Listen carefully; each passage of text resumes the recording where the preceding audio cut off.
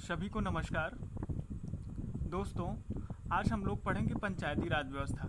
24 अप्रैल 1993 को यह प्रभाव में आया पंचायती राज व्यवस्था, इसलिए हम लोग 24 अप्रैल को पंचायती राज दिवस के रूप में मनाते हैं। और पंचायती राज व्यवस्था हकीकत में है क्या? जो ग्रामीण स्थानीय शासन होता है ना, अपने ग्रामीण स्थानीय शासन मतलब अपने गांव का शासन, यानी कि ग्राम सभा का जो शासन होता है वही ग्रामीण स्थानीय शासन क्या होता है? पंचायती राज व्यवस्था होता है। अब ग्राम सभा क्या होता है? ग्राम सभा एक पंचायत के क्षेत्र में रहने वाले सभी वयस्कों की जो सभा होती है, ठीक है। एक ग्राम सभा का मतलब क्या होता है कि एक पंचायत के क्षेत्र में रहने वाले सभी वयस्कों की जो सभा होती है वह क्या होती है? ग्राम सभा होती है। और ग्राम सभा की मतदाता सूची में जिसका नाम हो तथा जिसको मत देने का अधिकार हो, ठीक है। और ग्राम सभा के अंतर्गत हम लोग क्या करते हैं? ग्राम सभा के अंतर्गत हम लोग मतलब छोटे छोटे जैसे जल संवर्धन करना है, सड़कें बनाना है, बिजली की व्यवस्था करनी है, पानी की व्यवस्था करनी है, नालियों की व्यवस्था करनी है। तो इन सब चीज़ों का समुचित व्यवस्था करने का जो शासन होता है ना, उसको व्यवस्थित करने का शासन वही क्या होता है? ग्रामीण स्थानीय शासन होता है। और ये चीज़ें इसी के अंतर्गत हम लोग इसको क्या नाम देते हैं? पंचायती राज व्यवस्था देते हैं। तो जैसा कि आपको पता है कि 1992 के 73वें संविधान संशोधन के द्वारा ये पारित हुआ और 7वीं अनुसूची के राज्य सूची के अंतर्गत आता है। गांधी जी की संकल्पना थी कि राज्य के नीति तत्वों में इसको शामिल किया जाए, और ये शामिल भी है। और पंचायती राज व्यवस्था का हम लोग विकास कैसे कहते हैं? जैसे कहते हैं ना कि अपने पूरे भारत में लगभग 7 लाख गांव हैं, 7 लाख गांव हैं, और बिना उन गांवों का विकास किए हुए हम लोग पूरे भारत का समग्र विकास नहीं कर सकते। तो इसके आधार पे कि पंचायती राज व्यवस्था को कैसे समुचित किया जाए या उसका विकास कैसे किया जाए, उसको व्यवस्थित करने के लिए बहुत सारी समितियां बनाई गई, जिसमें से हम लोग पहली समिति अभी पढ़ रहे हैं, बलवंत राय मेहता समिति।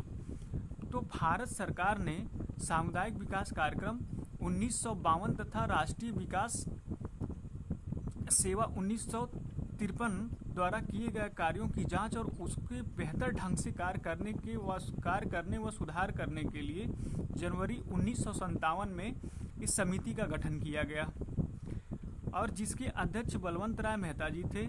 उन्हीं के नाम पर बलवंत राय मेहता समिति पड़ा, ठीक है। बलवंत राय मेहता जी नवंबर 1957 में रिपोर्ट उन्होंने सौंपी। लोकतांत्रिक विकेंद्रीकरण की इन्होंने सिफारिश की, जो अंतिम रूप से पंचायती राज के रूप में जाना गया। तो पंचायती राज का जो नाम हम लोग पढ़ते हैं ना, ये बलवंत राय मेहता समिति से आया।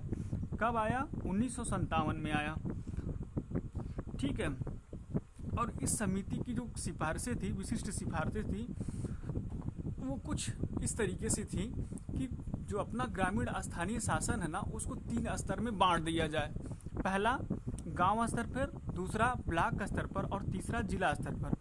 ग्राम स्तर का जो शासन होगा उसके अंतर्गत अपना आएगा ग्राम पंचायत, और ग्राम पंचायत का जो चुनाव होगा वो प्रत्यक्ष रूप से चुने हुए प्रतिनिधि के द्वारा होगा। और ब्लॉक स्तर पर जो होगा वो पंचायती समिति होगी, और जिला स्तर पर जिला परिषद होगा। और इन तीनों का चुनाव जो होगा वो अप्रत्यक्ष तरीके से सदस्यों द्वारा होगा। जैसे ये ग्राम पंचायत सबसे निचले स्तर पे, उसके ऊपर ग्राम समिति, और उसके ऊपर जिला परिषद, ठीक है। उसके बाद में हम लोग इस पे जो तीसरी अनुशंसा दी गई, कि तीसरी अनुशंसा क्या थी कि इन्होंने कहा कि सभी योजना और विकास के लिए कार्य इन निकायों को सौंपे जाएं। किसको? ग्रामीण स्थानीय शासन को। और उन्होंने कहा पंचायती समिति को कार्यकारी निकाय तथा जिला परिषद को सलाहकारी, समन्वयकारी तथा पर्यवेक्षक निकाय होना चाहिए। इन्होंने किसमें कहा? ये कहा इसमें बलवंत राय मेहता समिति में। और राजस्थान देश का पहला राज्य था जहां पर पंचायती राज व्यवस्था की स्थापना हुई। दूसरा राज्य आंध्र प्रदेश था। उसके बाद में दूसरी समिति आती है अशोक मेहता समिति। तो ये समितियां जो बार बार आती हैं, ये इसलिए आ रही हैं समितियां कि इन समितियों के अंतर्गत सुधार हो रहा है। पिछली समिति में क्या कमियां रह गई, उन कमियों को सुधार करने के लिए सबने अपनी अपनी कुछ राय दिया और उन समिति में सिफारिशें की। और ये समिति आती है कब? 20 साल बाद, यानी कि पहली समिति बलवंत राय मेहता समिति 1957 में आई थी और दूसरी समिति 1977 में आ रही है। और इन्होंने दिसंबर 1977 में ये पारित इन्होंने दिया अपनी समिति को, ये समिति का गठन किया गया, जिसके अध्यक्ष कौन थे? अशोक मेहता जी थे। और अशोक मेहता जी इसके अध्यक्ष थे, इसलिए इनके नाम पे अशोक मेहता समिति रखा गया। पार्टी कौन सी थी? जनता पार्टी की सरकार थी उस समय। और इन्होंने लगभग 132 सिफारिशें किया।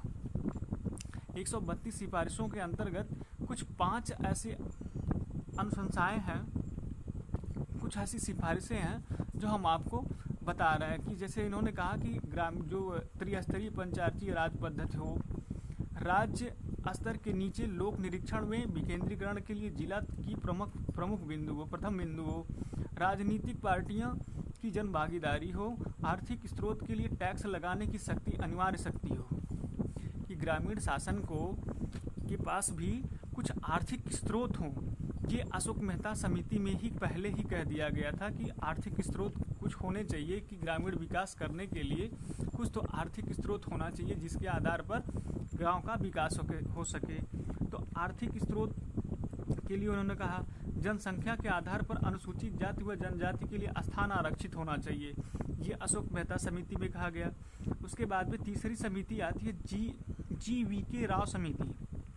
ये आती है अशोक मेहता समिति के 8 साल बाद 1985 में, ठीक है।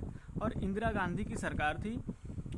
ग्रामीण विकास एवं गरीबी उन्मूलन कार्यक्रम की समीक्षा करने के लिए 1985 में GVK राव समिति की अध्यक्षता में इस समिति को इस समिति इस निष्कर्ष पे पहुंचती है कि ग्रामीण विकास की प्रक्रिया नौकरशाहीकरण के कारण कमजोर हो गई है, जिसको इन्होंने बिना जड़ की घास कहा।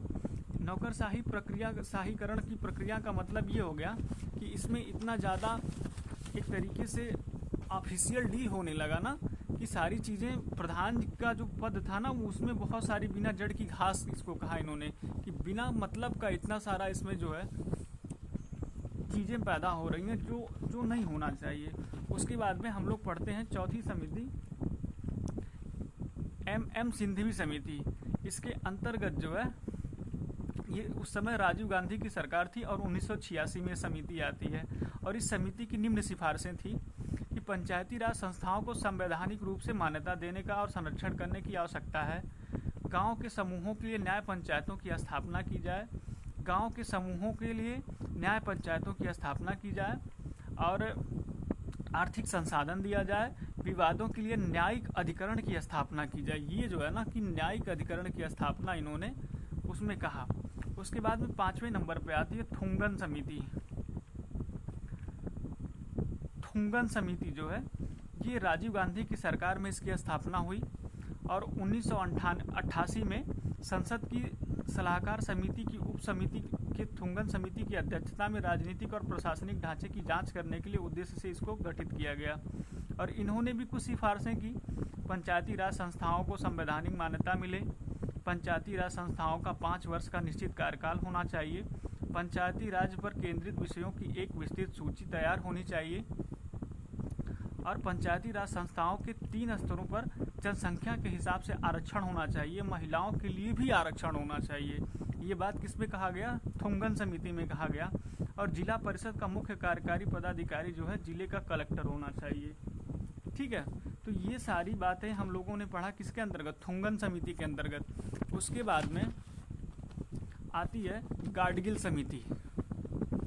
ये गाडगिल समिति 1988 में VN गाडगिल की अध्यक्षता में एक नीति एवं कार्य समिति का गठन कांग्रेस पार्टी ने किया।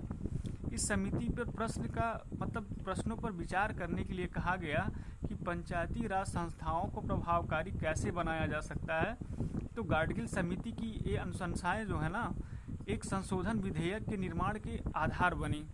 जो हम लोग जो संशोधन करते हैं ना, संशोधन विधेयक करते हैं, बार बार पारित करवाते हैं, वो कहीं न कहीं गाडगिल की जो समिति थी वो इसका आधार बनी।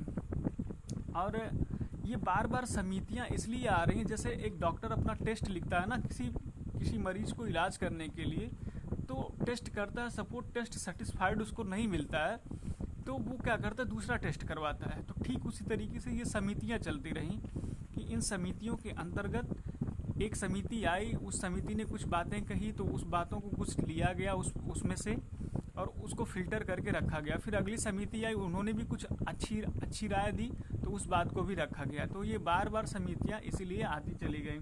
और ग्रामीण स्थानीय शासन के अंतर्गत हम लोग क्या करते हैं, ग्रामीण स्थानीय शासन के अंतर्गत जो ग्रामीण शासन के जो झगड़े होते हैं, जो भी समस्याएं होती हैं, जैसे सड़क की समस्या हो गई, बिजली की समस्या हो गई, पानी की समस्या हो गई, नाली की समस्या हो गई, इन सारी चीज़ों का निस्तारण किया जाता है ग्रामीण स्थानीय शासन के अंतर्गत। ठीक है।